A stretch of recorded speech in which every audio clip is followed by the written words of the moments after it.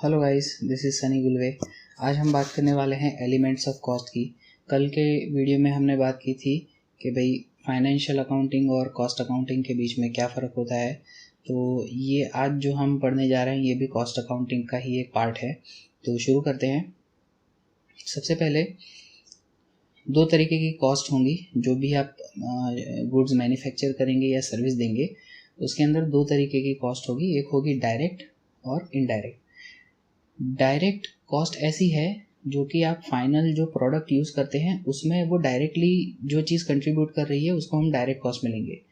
ऐसा कोई भी रॉ मटेरियल है या ऐसा कोई भी लेबर है या ऐसे कोई भी एक्सपेंसेस है जो कि फाइनल प्रोडक्ट जो आप यूज़ कर रहे हैं उसमें डायरेक्टली कंट्रीब्यूट कर रही है या कहीं ना कहीं उसका डायरेक्टली उसमें हिस्सा है, तो वो सारी कॉस्ट को हम डायरेक्ट कॉस्ट के अंदर लेंगे। और ऐसे कॉस्ट या ऐसे एक्सपेंसेस जो कि फर्म इनकर करती है पर वो डायरेक्टली जो आप फाइनल प्रोडक्ट यूज़ करते हैं उसमें कंट्रीब्यूट नहीं करते हैं बट वो इनडायरेक्टली कंट्रीब्यूट करते हैं। मतलब ये कॉस्ट और एक्सपेंसेस का होना ज़रूरी है फर्म में बट वो फाइनल प्रोडक्ट में रिफ्लेक्ट नहीं होगा।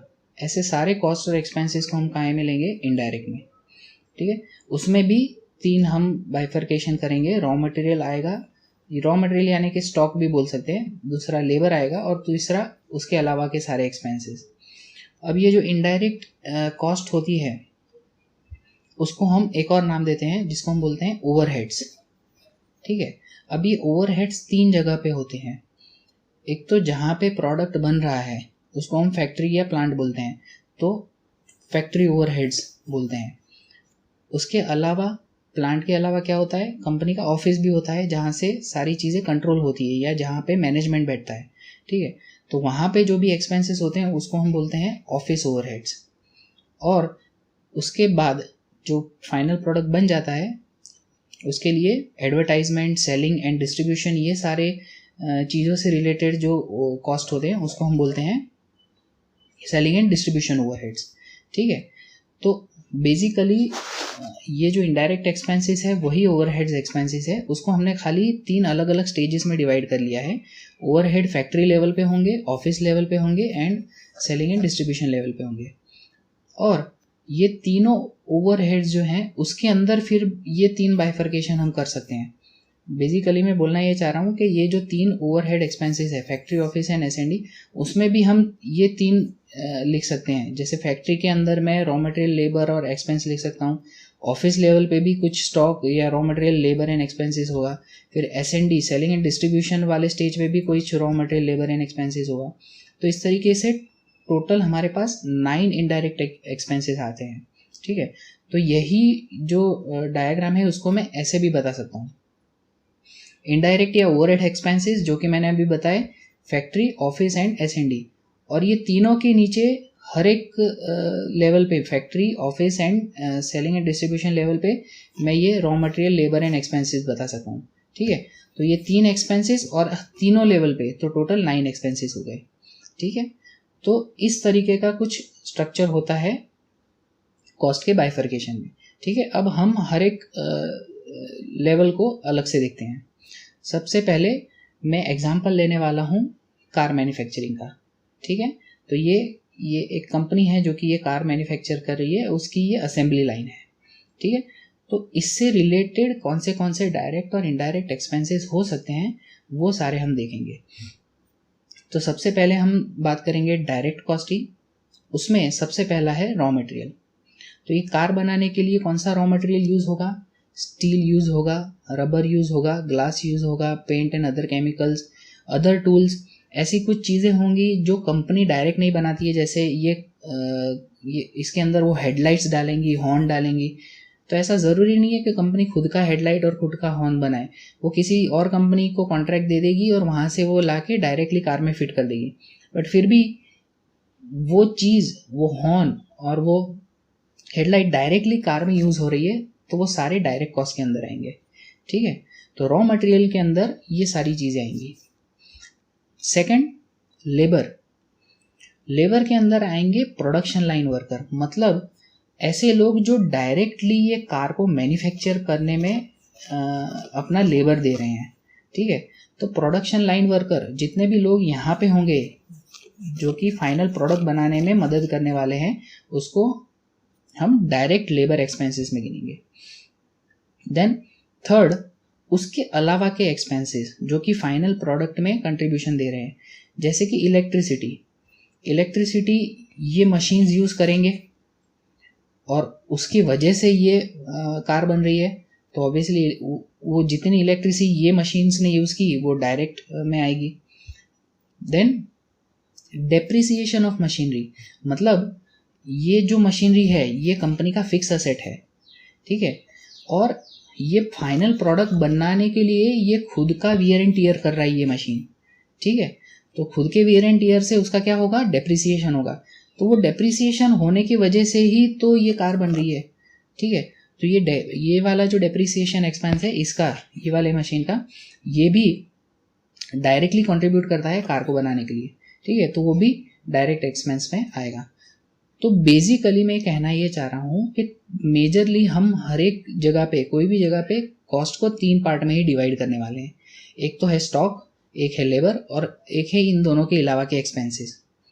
बट आपको ध्यान ये रखना है कि अगर डायरेक्ट कॉस्ट की बात कर रहे हैं तो ऐसी जितनी भी कॉस्ट है जो डायरेक्टली फाइनल प्रोडक्ट जो आपके हाथ में आ रहा है उसमें डायरेक्टली कंट्रीब्यूट कर रही है, तो उसको डायरेक्ट कॉस्ट मिलेंगे, ठीक है। नाउ अब बात करते हैं इनडायरेक्ट कॉस्ट की। इनडायरेक्ट कॉस्ट के अंदर मैंने ऑलरेडी पहले बताया कि 3 लेवल होंगे। एक तो फैक्ट्री लेवल पे होगा, दूसरा ऑफिस लेवल पे होगा और तीसरा advertisement, selling and distribution level पे होगा, ठीक है। तो इनडायरेक्ट कॉस्ट के अंदर सबसे पहले देखते हैं फैक्ट्री ओवरहेड्स कौन से हैं, मतलब फैक्ट्री लेवल पे कौन से इनडायरेक्ट कॉस्ट आएंगे, ठीक है। तो उसमें भी 3 पार्ट, जैसे कि हमने आगे बताया, raw material, labour and other expenses. तो रॉ मटेरियल कौन सा होगा जो कि इनडायरेक्ट होगा, parts of machinery. For example, अगर मैं लाइट लेके आया हूँ, हॉर्न लेके आया हूँ, नट्स एंड बोल्ट्स लेके आया हूँ जो कि मेरे गोदाम में पड़े हैं एज अ रॉ मटेरियल, और वो सारे ये कार के अंदर यूज हो रहे हैं, ठीक है, तो वो स्टॉक जो पड़ा है, वो रॉ मटेरियल जो पड़ा है, उसको मैं डायरेक्ट नाम दूंगा। बट मेरी फैक्ट्री जो चल रही है वो ये मशीन के वजह से चल रही है, ठीक है। वैसे तो काफ़ी और भी चीज़ें होंगी मशीनरी, इसके अलावा की और मशीनरी होंगी, कंप्यूटर्स होंगे, बट फिलहाल ये प्लांट की बात करूँ तो इसके अंदर मेन जो काम कर रहे हैं वो ये रोबोटिक आर्म्स कर रहे हैं, ठीक है। तो मुझे ये भी ध्यान रखना है कि ये जो है रोबोटिक आर्म्स ये स्मूथली फंक्शन करे, ठीक है। तो इससे रिलेटेड स्पेयर पार्ट्स भी तो मुझे रखने होंगे, ठीक है। ये 10 हाथ काम कर रहे हैं, किसी का एक हाथ टूट गया, ठीक है, तो ऐसा थोड़ी है कि मैं पूरा प्रोडक्शन लाइन बंद कर दूंगा, ठीक है। तो उसको मुझे कंटिन्यू रखने के लिए इससे रिलेटेड भी स्पेयर पार्ट्स मुझे रखने होंगे, ठीक है। इससे रिलेटेड जो नट बोल्ट हैं वो मैं अलग से रखूंगा। जो गाड़ी में नट बोल्ट यूज होने वाले हैं वो मेरा डायरेक्टली यूज होने वाला है, तो उसको मैं रॉ मटेरियल मानूंगा फॉर द कार। बट ये जो आर्म है उसके लिए भी मैं इसके कुछ स्पेयर पार्ट्स रखूंगा, इसके भी नट बोल्ट्स में रखूंगा, इसके लिए जो स्मूथ फंक्शनिंग के लिए जो ऑयल ग्रीस वगैरह में यूज़ करूंगा, इसका भी मैं स्टॉक रखूंगा। तो ये सारे क्या है, ये सारा भी रॉ मटेरियल का स्टॉक है, बट वो डायरेक्टली कंट्रीब्यूट कार में नहीं कर रहा है, ठीक है। इसका जो स्पेयर पार्ट है वो इसमें ही यूज़ होगा, इसका नट बोल्ट है वो इसी में यूज़ होगा, ठीक है। ऑयल ग्रीस मैं इसमें डालूंगा, बट फाइनली ये मुझे कार बनाने में हेल्प कर रहा है, ठीक है। डायरेक्टली कार में नहीं जा रहा है, इसलिए मैं इसको डायरेक्ट कॉस्ट में नहीं लूंगा, बट काय में लूंगा, इनडायरेक्ट कॉस्ट में।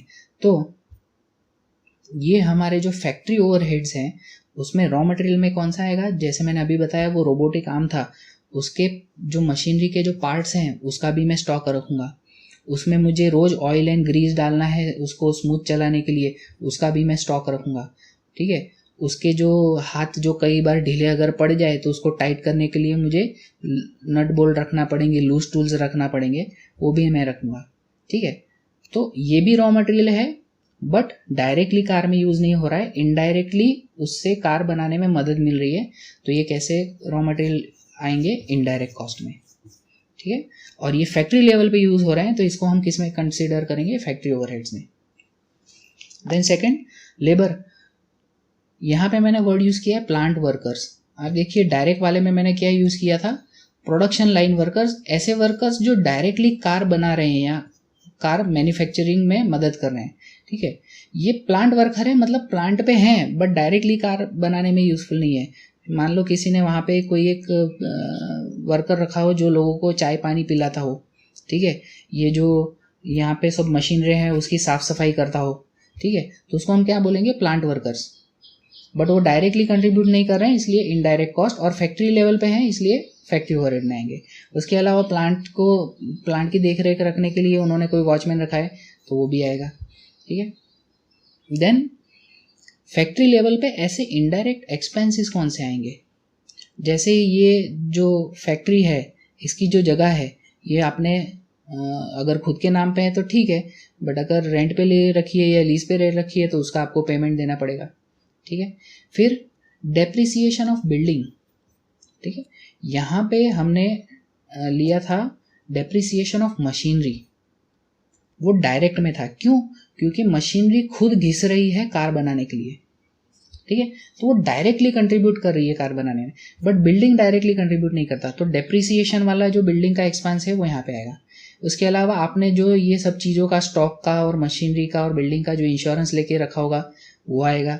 फिर आप जो time to time repair and maintenance का जो एक्सपेंस करते हैं वो आएगा। इन्वेंट्री होल्डिंग एक्सपेंस, आपने जो इन्वेंट्री रखी है कोई गोदाम में, ठीक है, तो उसके लिए जगह चाहिए होगी आपको, उसका भी अगर आपने रेंट पे लेके रखा है तो उसका रेंट यहाँ पे आएगा, ठीक है। और वो जगह पे आपने कुछ आदमी रखे हैं सारी इन्वेंट्री का ध्यान रखने के लिए, तो उसके जो लोग हैं उसकी सैलरी यहाँ पे आएंगी, ठीक है। यहाँ पे बेसिकली मैं नाम लिख रहा हूँ प्लांट वर्कर वॉचमैन, बेसिकली मैं बोलना क्या चाह रहा हूँ, उनकी वेजेस एंड सैलरी मैं यहाँ पे बोलना चाह रहा हूँ, ठीक है। फिर ये मैं कहाँ पे था, यहाँ इन्वेंट्री होल्डिंग एक्सपेंसेस में क्या है, जगह आपने ली है रेंट पे तो रेंट भरना पड़ेगा, वहाँ पे लोग रखे हैं तो वो लोगों की सैलरी भी यहाँ पे आएगी, ठीक है। तो ये जितने भी एक्सपेंसेस हैं ये सारे कैसे हैं, इनडायरेक्ट एक्सपेंसेस हैं, और ये फैक्ट्री लेवल पे है, ठीक है। इसमें से कोई भी एक्सपेंस डायरेक्टली कंट्रीब्यूट नहीं करता कार बनाने के लिए, ठीक है। तो ये हो गए इनडायरेक्ट कॉस्ट, उसमें भी फैक्ट्री लेवल पे कौन से हैं, ठीक है।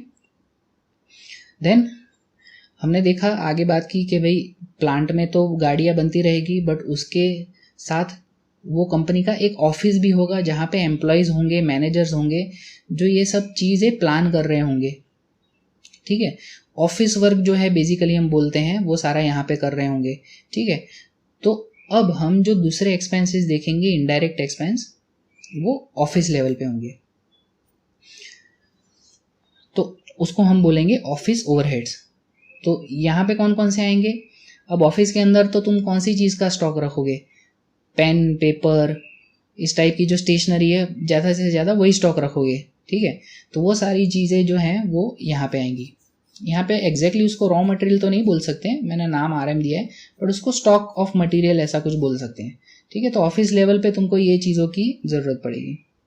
देन ऑफिस लेवल पे लेबर में क्या आएगा, ये जो यहाँ ऑफिस में जो लोग बैठते हैं एम्प्लॉयज़ वो आएंगे, मैनेजर आएंगे, आपने अगर कोई कंसल्टेंट बुलाया है अपने ऑफिस मतलब अपना प्रॉफिट बढ़ाने के लिए या मैनेजमेंट अच्छा करने के लिए, तो कंसल्टेंट की फ़ीस होगी। उसके अलावा ऑफिस के अंदर भी वॉचमैन होगा, प्यून होगा, ये सब की सैलरी यहाँ पे आएगी। तो ये सब क्या होगा, ऑफिस लेवल पे लेबर एक्सपेंस होगा या लेबर का कॉस्ट होगा। देन ऑफिस लेवल पे ये दोनों के अलावा कौन से एक्सपेंस हो गए, ऑफिस भी मान लो आपने खुद का नहीं है रेंट पे लिया है तो रेंट एक्सपेंस आएगा, वो ऑफिस बिल्डिंग का डेप्रिसिएशन आएगा। ये दोनों अलग चीज़ें हैं बाय द वे। अगर खुद के नाम पे है ऑफिस तो डेप्रिसिएशन आएगा, ठीक है। खुद पे नाम पे नहीं है तो फिर आप डेप्रिसिएशन थोड़ी चार्ज करोगे, आप क्या करोगे, आप सिर्फ रेंट भरोगे, ठीक है। और जिसके नाम पे प्रॉपर्टी है वो डेप्रिसिएशन चार्ज करेगा, ठीक है। देन आपके पास कंप्यूटर्स हैं, फर्नीचर फिक्सचर हैं, ये सब का डेप्रिसिएशन लगेगा। फिर आपने ये सारी चीज़ों की इंश्योरेंस करवा के रखी है, फिर आप पूरे बिल्डिंग का और ये कंप्यूटर का फर्नीचर फिक्सचर का मेंटेनेंस करते हो, फिर ऑडिट करवाते हो at the end of the year, उसकी फ़ीस, अकाउंट मेंटेन करने की फ़ीस, इलेक्ट्रिसिटी ऑफिस के अंदर जो यूज़ होती है, ये सारी चीज़ें आएंगी इनडायरेक्ट एक्सपेंसेस और उसके अंदर ऑफिस ओवरहेड्स में। ठीक है, तो ऑफिस ओवरहेड्स में भी हमने ये 3 टाइप देख लिए। ठीक है, नाउ अब क्या बचा, लास्ट पार्ट। अब ये जो गाड़ी, पहले क्या होता है, गाड़ी जब बनती है उसके पीछे प्लानिंग होता है। ठीक है, तो ये प्लानिंग पहले ऑफिस में होता है, फिर एक्चुअल में प्लांट लेवल पे ये सारा एग्जीक्यूशन होता है। ठीक है, तो ये सब चीज़ हो चुकी है। अब कंपनी क्या करेगी, वो गाड़ी बेचने का ट्राई करेगी। ठीक है, तो फिर इस टाइप के सब धिंगाने करेंगे कि भाई ये this car can be as wild as you want it to be. ठीक है, तो ऐसा सब करके एडवर्टाइज करेंगे और फिर क्या करेंगे, सेलिंग एंड डिस्ट्रीब्यूशन के लिए जो भी एक्सपेंसेस हैं वो इनकर करेंगे। वो गाड़ी को फाइनल जो प्रोडक्शन लाइन है या फैक्ट्री है वहाँ से शोरूम तक लाना।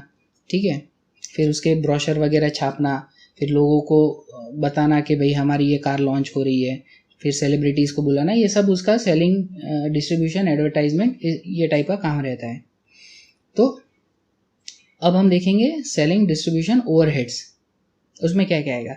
तो उसमें यहाँ पे भी फिर से बोल रहा हूँ, रॉ मटेरियल शायद यूज़ ना करें हम, स्टॉक ऑफ मटेरियल हम यूज़ कर सकते हैं। उसमें क्या आएगा, वो ब्रोशर का कुछ स्टॉक बना के रखेंगे लोगों को बांटने के लिए, पैम्पलेट्स रखेंगे।